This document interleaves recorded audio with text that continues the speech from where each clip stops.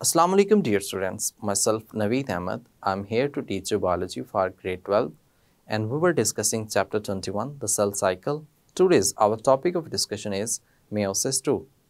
Student, आपने एक बात समझी previous lecture में कि meiosis 1 में एक सेल डिप्लॉयड से दो हैप्लॉयड सेल्स बनते हैं। अब ये जो दो हैप्लॉयड सेल्स हैं इनसे आगे चार हैप्लॉयड सेल्स बनेंगे, यानी कि एक सेल से दो सेल्स डेवलप होंगे। ये बिल्कुल आप ऐसे ही कह सकते हैं जैसे माइटोसिस में होता है। माइटोसिस में क्या होता है कि एक सेल से दो बनते हैं, तो दो हैप्लॉयड सेल से चार हैप्लॉयड सेल्स बनेंगे। सो माइटोसिस का ये कॉन्सेप्ट है। मियोसिस 2 में देखते हैं। मियोसिस 2 जो है इसमें भी ऐसा ही होता है। और एक और इम्पॉर्टेंट बात ये है कि जो इंटरकाइनेसिस यानी कि इसका जो शॉर्ट सा इंटरफेज होता है मियोसिस 2 का, उसमें एस फेज नहीं होता। क्यों नहीं होता, कैसे होता है, ये सब देखने के लिए, समझने के लिए चलते हैं लाइट बोर्ड की तरफ। Dear students, we were studying meiosis 1। उसमें हमने ये कहा कि ये एक डिप्लॉयड सेल है, इसमें क्रोमोसोम्स अरेंज होते हैं मेटाफेज 1 में, फिर एनाफेज में सेपरेशन होती है। अल्टीमेटली दो हैप्लॉयड सेल्स जो हैं वो हमारे पास बन जाते हैं, दो सेपरेट हैप्लॉयड बन गए। यानी कि मियोसिस 1 में हमने ये कहा कि एक सेल से, एक डिप्लॉयड सेल से दो हैप्लॉयड सेल्स बन गए। Now we are going to talk about the meiosis 2। अब जब मियोसिस 2 की बात करते हैं तो उसमें भी ऐसे ही फेजेस आते हैं, लेकिन आप जानते हैं मियोसिस 2 के स्टार्ट से पहले एक स्मॉल सा इंटरफेज आता है। उस इंटरफेज को हम इंटरकाइनेसिस कहते हैं। यानी कि जब ये मियोसिस 2 कंप्लीट हो जाएगी, इस मियोसिस 2 के कंप्लीट होने के बाद अगेन जो है वो क्या होगा, इंटरफेज एक होगा। अब उस इंटरफेज की बात करें तो ये जो इंटरफेज यहाँ पे आएगा इसमें एस फेज नहीं होगा। दिस इंटरफेस जिसको हम इंटरकाइनेसिस का नाम दिया, दैट लैक एस फेज, इसे हम इंटरफेस 2 भी कह सकते हैं, इसको हम इंटरफेस 1 भी कह सकते हैं। 2 इसलिए कहा क्योंकि ये मियोसिस 2 के लिए है और इसमें एस फेज नहीं होगा। एस फेज क्यों नहीं होगा, व्हाट इज द रीजन, और ये एक इंपॉर्टेंट एमसीक्यू भी कंसीडर होता है। एस फेज क्यों नहीं है, क्योंकि बेटा यहाँ पे जो हम सेल ले रहे हैं इसकी फर्दर डिविजन्स के लिए, फर्दर हम इसकी डिवीजन के लिए जो ले रहे हैं उसमें हमने यहाँ से ही सेल आगे कंटिन्यू करना है। क्योंकि मियोसिस में एक सेल, एक डिप्लॉयड सेल से दो हैप्लॉयड सेल जो हैं वो बने हैं। तो यहाँ पे एक डिप्लॉयड सेल आ रहा है, फर्दर दो हैप्लॉयड सेल्स बन जाएंगे। जब ये दो हैप्लॉयड सेल्स हैं तो इनके अंदर ऑलरेडी क्रोमोसोम्स डुप्लीकेटेड है। ऑलरेडी क्रोमोसोम्स डुप्लीकेटेड होने की वजह से हम इसे कहते हैं कि यहाँ पे एस फेज जो है वो मौजूद नहीं होगा, यानी कि ऑलरेडी डुप्लीकेशन है। अब यहाँ पे भी, इसमें भी मियोसिस 2 जो है इसको भी हमने प्रोफेज 2 में डिवाइड किया हुआ है, प्रोफेज 2 में कट किया है। प्रोफेज 2 के बाद जो नेक्स्ट होगा वो कौन सा होगा, मेटाफेज 2। मेटाफेज 2 के बाद नेक्स्ट फेज जो होगा एनाफेज 2 होगा। एनाफेज 2, एनाफेज 2 के बाद जो है टेलोफेज 2 होगा। एनाफेज 2, एनाफेज 2 के बाद कौन सा होगा, टेलोफेज 2 होगा। ये मियोसिस 2 के पार्ट हैं, या आप ऐसे कह सकते हैं उसके फेजेस हैं। ये इस तरह से आगे आगे मूव होते जाएंगे। अब देखिए जो प्रोफेज 2 है इससे पहले क्या था, इंटरफेज 2। इंटरफेज 2 में हमने कहा एस फेज नहीं है, जैसे कि वहां पे हमने बात कर ली कि एस फेज नहीं है क्योंकि ऑलरेडी क्रोमोसोम्स कैसे हैं, डुप्लीकेटेड हैं। तो लेट्स सपोज कि ये सेल्स एग्जिस्ट कर रहे हैं,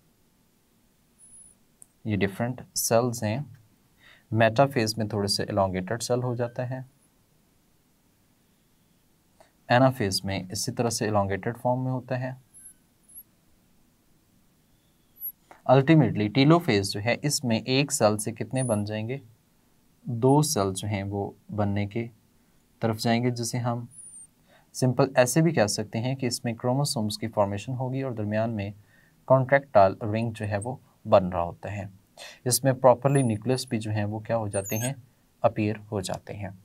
अब देखिए यहाँ पे हमने कहा कि एक क्रोमोसोम है, जैसे कि ये वाले क्रोमोसोम्स हैं, ठीक है, वो इसमें एग्जिस्ट कर रहे हैं। न्यूक्लियस इसका यहाँ पे ब्रोकन डाउन होगा, इसका न्यूक्लियर इन्वेलप जो है वो वैसे रहेगा, और इसमें सेंट्रोसोम्स हैं, ये वाले ऑपोजिट पोल्स की तरफ आए हुए हैं, that is responsible to make, ये जो हैं वो स्पिंडल फाइबर्स माइटोटिक अपरेटस बनाने में क्या होंगे, इन्वॉल्व होंगे, ठीक है, इस तरह से। तो इसी के अंदर क्रोमोसोम्स जो हैं, अब वो जो हैं वो दो दो क्रोमोसोम्स जो हैं वो एग्जिस्ट करेंगे। तो हम उनमें से एक सेल लिया है जिसमें दो क्रोमोसोम्स एग्जिस्ट कर रहे हैं, इस तरह से एक chromosome same as it is, एक और क्रोमोसोम मौजूद है यहाँ पे, इस तरह से ये क्रोमोसोम्स एग्जिस्ट कर रहे हैं। अब देखिए ये क्रोमोसोम्स मेटाफेज प्लेट में जब आते हैं तो these chromosomes are going to be organised at the centre, centre पे ये ऑर्गेनाइज होते हैं। अब ये जो ऑर्गेनाइज होंगे that will be single duplicated chromosome जो है वो ऑर्गेनाइज होगा, जबकि इससे पहले अगर आप देखें ना तो ये डुप्लीकेटेड क्रोमोसोम्स ऑर्गेनाइज हैं, लेकिन यहाँ पर ये सिंगल क्रोमोसोम्स ऑर्गेनाइज होते हैं। जैसे कि यहाँ पे हम नीचे बात कर लें, ये क्रोमोसोम्स जो है ये भी इस तरह से एक सिंगल क्रोमोसोम जो है वो ऑर्गेनाइज होगा, जबकि यहाँ पे बाकी प्रोसीजर जो है वो वैसे का वैसा ही रहेगा कि इसमें वो सेंट्रियोल्स एग्जिस्ट कर रहे हैं, इधर भी सेंट्रियोल्स एग्जिस्ट कर रहे हैं, और ये जो है वो एक दूसरे को पुल करने में इन्वॉल्व हैं, ठीक है, यानी कि these are responsible for to pull each other, ये एक दूसरे को पुल करने में इन्वॉल्व होंगे। ये बाकी जो है इसमें आउटवर्ड एस्ट्रल फाइबर्स जो हैं वो एग्जिस्ट कर रहे होते हैं, एस्ट्रल फाइबर्स। बाकी इसमें जो पोलर फाइबर्स हैं वो एज इट इज़ जैसे कि दूसरों में थे माइटोसिस में, तो वो भी इसी के अंदर एग्जिस्ट करेंगे, जो एक दूसरे के साथ लिंक करने में इन्वॉल्व होते हैं। These are link with each other, एक दूसरे के साथ लिंक होंगे। अब यहाँ पे जो एनाफेज आता है, तो एनाफेज में these are going to move opposite poles, ये ऑपोजिट पोल्स की तरफ मूव होना शुरू हो जाते हैं। जैसे कि हमने यहाँ पे कहा था इसके अंदर कि पोलर फाइबर्स जो हैं वो लॉन्गेट होते हैं, जबकि काइनेटोकोर फाइबर्स कॉन्ट्रैक्ट होते हैं, तो सेम इसमें भी ऐसा ही होता है।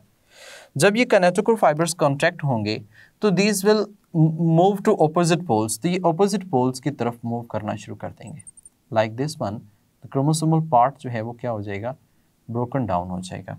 जब क्रोमोसोमल पार्ट ब्रोकन डाउन हो जाएगा तो इस तरह से ये एक दूसरे के ऑपोजिट पोल्स की तरफ इसकी जो मूवमेंट है वो पॉसिबल हो जाती है, लाइक दिस वन, ठीक है, इसकी तरह का इनकी मूवमेंट होना शुरू हो जाती है। यानी कि ये जो क्रोमोसोम्स हैं, क्रोमोसोम्स इनको ऑपोजिट पोल्स की तरफ मूव करवाने में इन्वॉल्व होते हैं। सेंट्रोमोसोम में काइनेटोकोर जो है वो ऑपोजिट पोल्स की तरफ मूव करवाने में इन्वॉल्व है, लाइक दिस। जबकि पोलर फाइबर्स वैसे ही मौजूद होते हैं, जो इसमें आपस में एक दूसरे के साथ इंटरडिजिटेट करते हैं, बस फ़र्क ये होगा कि ये इलोंगेट हो जाते हैं, ठीक है। अब अल्टीमेटली क्रोमोसोम्स ऑपोजिट पोल्स पे पहुंच गए, पहुंचने के बाद these are going to make chromosome, these are going to make nucleus, ये एक न्यूक्लियस जो है वो बनाने में इन्वॉल्व हैं। तो एक इधर और एक जो है वो इधर, एक एक सिंगल क्रोमेटिड जो है वो एग्जिस्ट करेंगे और सिंगल क्रोमोसोम जो है वो मौजूद होगा। अब ज़रा ओवरव्यू लेते हैं आप पूरे का। देखिए हमने कहा कि इस पेरेंट सेल में भी हैप्लॉइड है, ये सेल भी हैप्लॉइड है, ये सेल अब यहाँ पे दो क्रोमोसोम्स बन गए हैं, तो हैं तो इसमें 4 क्रोमोसोम्स, लेकिन यहाँ पे हम बात करते हैं कि ये भी हैप्लॉइड और ये भी न्यूक्लियस जो है वो हैप्लॉइड होगा। एज पेरेंट में हमने बात की कि 4 क्रोमोसोम्स एग्जिस्ट करते हैं, 4 क्रोमोसोम्स एग्जिस्ट करते हैं, लेकिन यहाँ पे हम ये बात कर रहे हैं कि ये 4 क्रोमोसोम्स हैं, तो यहाँ पे कितने क्रोमोसोम्स हैं, ईच न्यूक्लियस कंटेन 2 क्रोमोसोम्स, हर एक में 2 क्रोमोसोम जो हैं वो एग्जिस्ट करते हैं। सो इस तरह से 4 से जब 2 बनेंगे तो ये हैप्लॉइड डिवीजन होगी। जबकि यहाँ पे बात करेंगे तो यहाँ पे ये हैप्लॉइड है, तो ओवरऑल ये सारे के सारे हैप्लॉइड हैं। तो मियोसिस 2 जो है that is exact like mitosis. ये जो है वो किसकी तरह की होती है? माइटोसिस की तरह की होती है। और इसमें 2 हैप्लॉइड सेल्स होते हैं, these are going to make 4 haploid cells, क्योंकि एक हैप्लॉइड 2 में होते हैं और 2 किस में होते हैं? 4 में कन्वर्ट हो जाएंगे। जैसे कि यहाँ पे हमने बात की 1 से 2 और 2 से आगे कितने बनेंगे? 4 सेल्स बनेंगे। सो ये मियोसिस 2 के फेजेस भी इसी तरह से होंगे। जैसे हमने यहाँ पे की बात की मियोसिस 2 जो है इसको कैरियोकाइनेसिस में डिवाइड किया जाता है और फिर साइटोकाइनेसिस में। तो सेम इसमें भी ऐसा ही होता है, पहले कैरियोकाइनेसिस और उसके बाद क्या होती है? साइटोकाइनेसिस होती है। सो ओवरव्यू लिया जाए, यहाँ पे ओवरव्यू इसका देखा जाए तो डिप्लॉइड सेल से 4 हैप्लॉइड सेल जो हैं वो इसमें डेवलप हो जाते हैं। जी स्टूडेंट्स, आपने ये बात समझ ली कि जो इसमें शॉर्ट सा इंटरफेस है उसमें एस फेज क्यों नहीं है? तो उसका आंसर क्या है? बिकॉज क्रोमोसोम्स ऑलरेडी डुप्लीकेटेड होते हैं। क्रोमोसोम्स में डुप्लीकेशन जो है वो पहले से ही मौजूद होती है। दूसरी बात यह है कि क्या ये वाकई माइटोसिस की तरह है? बिल्कुल, इसमें एग्जैक्ट नंबर ऑफ क्रोमोसोम हैं as of parent cells. Parent cells haploid थे, तो उनमें जब मियोसिस 2 होती है तो डॉटर सेल्स भी हैप्लॉइड ही बनेंगे। सो ये जो हैप्लॉइड से हैप्लॉइड का बनना ये मियोसिस 2 में है और that is exact as mitosis. ये माइटोसिस की तरह की होती है।